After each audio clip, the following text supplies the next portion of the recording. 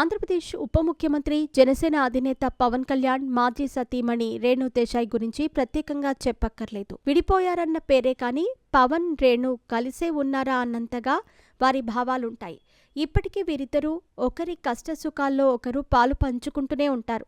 తాజాగా రేణు దేశాయ్ సోషల్ మీడియాలో పెట్టిన పోస్ట్ వైరల్ అవుతోంది. తన సినిమాలు, సోషల్ సర్వీస్తో పాటు సమాజంలో నిత్యం జరుగుతున్న అంశాలపై స్పందిస్తూ ఉంటారు రేణు దేశాయ్. గతేడాది తన ఎన్జీఓ సంస్థ రిజిస్ట్రేషన్ పూర్తి కావడంతో పాటు ప్రభుత్వం నుంచి అనుమతి రావడంతో తన సామాజిక కార్యక్రమాలను మరింత వేగవంతం చేశారు. మూగజీవాల సంక్షేమం కోసం రేణు దేశాయ్ తన జీవితాన్ని అంకితం చేశారు.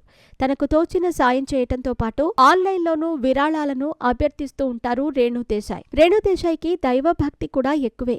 ప్రతి నెలలో వచ్చే పండుగలు, విశిష్ట పర్వదినాలలో ఖచ్చితంగా ఇంట్లో పూజలు చేయాల్సిందే. వీలు కుదిరినప్పుడల్లా ప్రముఖ ఆలయాలకు వెళ్లి దేవుడి సేవలో తరిస్తూ ఉంటారు. తను ఒక్కటే వెళ్లకుండా పిల్లలు అకిరానందన్, ఆద్యలను కూడా తీసుకెళ్తూ వారికి భారతీయ సంస్కృతి, సాంప్రదాయాలపై అవగాహన కల్పిస్తూ ఉంటారు. ఇటీవలే రేణు తన పిల్లలతో కలిసి కాశీ విశ్వనాథుడిని దర్శించుకున్నారు. పవన్ కళ్యాణ్ను పెళ్లాడిన తర్వాత తన సినీ జీవితానికి గుడ్ బై చెప్పిన రేణు సినిమాలకు దూరంగా ఉంటున్నారు. 2003లో పవన్ కళ్యాణ్కు జంటగా జానీలో కనిపించిన రేణు దేశాయ్ దాదాపు 20 ఏళ్లకు రవితేజ హీరోగా వచ్చిన టైగర్ నాగేశ్వరరావు సినిమాలో నటించారు. సామాజికవేత్త హేమలత లవణం పాత్రలో రేణు దేశాయ్ తళుక్కున మెరిశారు. మళ్లీ ఆ తర్వాత ఆమె కొత్తగా ఏ ప్రాజెక్టుకు ఓకే చెప్పలేదు.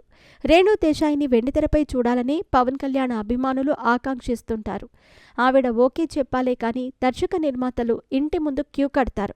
అలాగే రేణు దేశాయ్కి తగ్గ పాత్రల్ని సృష్టించటానికి రచయితలు కూడా రెడీగా ఉన్నారు.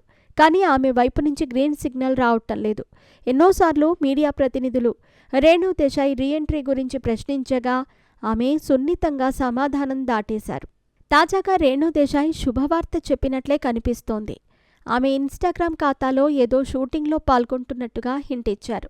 బ్రేక్ టైంలో స్నాక్స్ తినటంతో పాటు క్యారవాన్ ఫోటోను కూడా షేర్ చేశారు.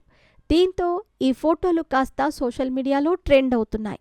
మరి రేణు దేశాయ్ సినిమాల్లోకి రీఎంట్రీ ఇస్తున్నారా లేక మరేదైనా సర్ప్రైజ్ ఇవ్వబోతున్నారా అన్నది తెలియాల్సి ఉంది.